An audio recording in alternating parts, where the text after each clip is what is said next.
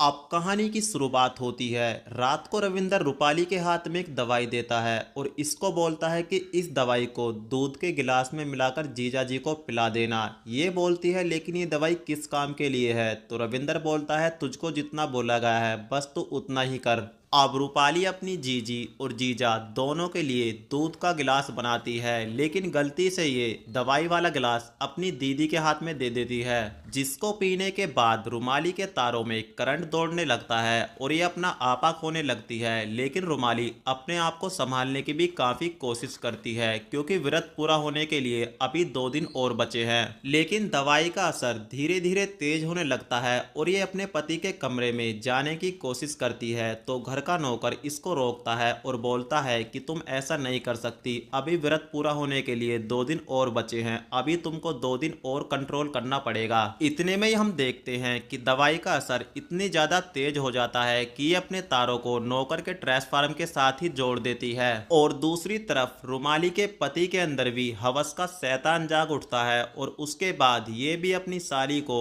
भूस वाले कमरे में लेकर लेट जाता है। फिर अचानक से ये दोनों रंगे हाथों पकड़े जाते हैं, क्योंकि घर का नौकर इसके ससुर और इसकी घरवाली को इनका लाइव टेलीकास्ट दिखा देता है। और उसके बाद घर का नौकर और इसका ससुर रुमाली के पति को मार पीट कर घर से बाहर भगा देते हैं और बोलते हैं कि आज के बाद इस घर में आने की दोबारा हिम्मत कभी मत करना, नहीं तो मैं तुझको जान से मार दूंगा। अब अपने पति की इस गंदी करतूत को देखकर रुमाली रोने लगती है और अपने बाप को कोसती है कि ये सब कुछ तुम्हारी वजह से हुआ है, तुमने मेरी जिंदगी खराब कर दी। मैं अभी शादी नहीं करना चाहती थी, लेकिन तुमने जबरदस्ती मेरी शादी एक ऐसे इंसान के साथ कर दी जिसके अंदर शर्म नाम की कोई हया नहीं है। उसके बाद इसके बाप को अपनी गलती पर पछतावा होता है। अब इसका बाप अपनी बेटी को बोलता है कि बेटी मुझको माफ कर दे, पर तू टेंशन मत ले, इस बार मैं तेरी शादी तेरे पसंद के लड़के से करूंगा, मैं कसम खाता हूँ। उसके बाद रूपाली खुश हो जाती है और ये अपने बाप को बोलती है ठीक है, अगर तुम मेरी शादी मेरे पसंद के लड़के से करना चाहते हो तो मेरी पसंद रुपेंद्र है, जो इस घर का नौकर होता है। इसी के साथ हम देखते हैं कि कहानी जो होती है वो यहीं पर समाप्त हो जाती है।